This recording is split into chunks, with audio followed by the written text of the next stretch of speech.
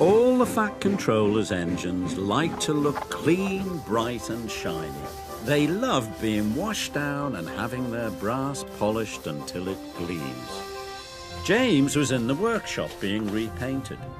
He was beside himself with joy. James thought being repainted meant he was special.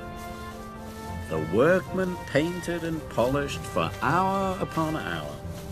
Then with new paint shining, brass twinkling and blacking blacked, James returned to Tidmouth's sheds. "Aren't I a beautiful red?" he asked the others. "No wonder the Fat Controller thinks I'm special." But Percy was worried. He wasn't being repainted, and he wasn't red. "Does this mean the Fat Controller doesn't think I'm special?" he asked. "Looking splendid is not the same as being really useful," said Thomas firmly. "But best of all is being really useful and looking splendid, like me," said James cheerfully. Before Thomas could say anything else, James closed his eyes and fell happily asleep. The next morning, all the engines were very busy. Percy was working at the coal plant. Thomas and Emily were taking passengers up and down the branch lines. Gordon was pulling the express.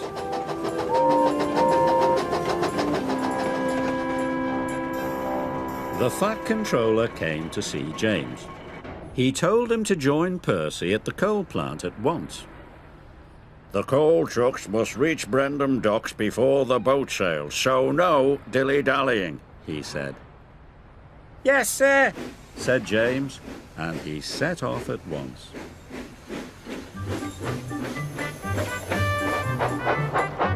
But James didn't go straight to the coal plant. He decided to go by the canal instead. Then he could see himself in the water for yard after yard after yard.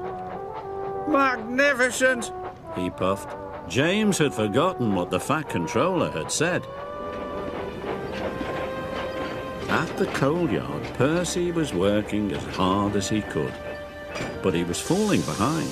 The line of trucks was getting longer and longer, and the yard manager was getting crosser and crosser.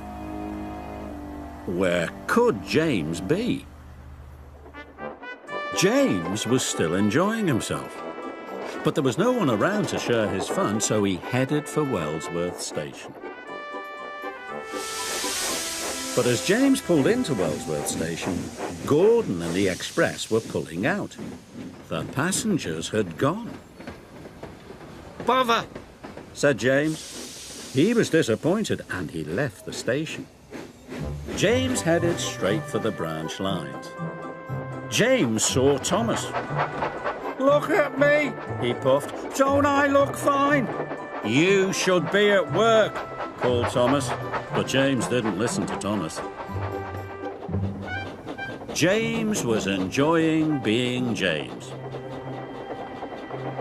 Percy wasn't enjoying being Percy. He was trying his hardest, but the trucks were being very naughty. Poor Percy was almost worn out. "What will happen to the order now?" cried the yard manager. When James rolled into the coal mines, it was late in the afternoon. Percy was cross. So was the yard manager. "To make up for lost time," he said, "you must take an extra long line of trucks to the docks." James was delighted. The docks were always bustling with engines and people. "It's the place to be seen," he said. "The trucks are being very naughty," warned Percy, but James wasn't listening.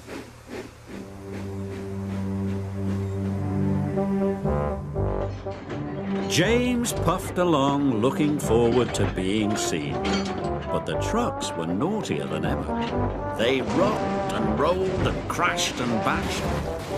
James's face was soon covered in soot.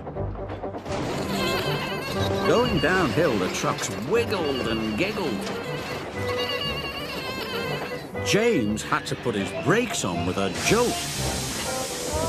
Coal tumbled out of the trucks, landing on James. James was cross and biffed the trucks as hard as he could. More coal flew out. Now James didn't want to be seen. He was as dirty as he had ever been. But on his way to the docks, he kept passing his friends. He passed Emily and Edward and Thomas. Thomas thought the only red thing left on James was his face. James trundled into Brendam Docks. He hoped no one would see him. But Gordon was at the docks with the express. He could not believe his eyes. He thought James was the grubbiest, grimiest, dustiest, dirtiest engine he had ever seen. Percy arrived safely with the last of the trucks. "I like your new coat of paint," he puffed cheekily. "You do look splendid." James knew he should have listened. He didn't feel splendid anymore. But for the first time all day, James could hear clearly. He could hear the sound of the trucks giggling at him. And despite feeling foolish, even James had to smile.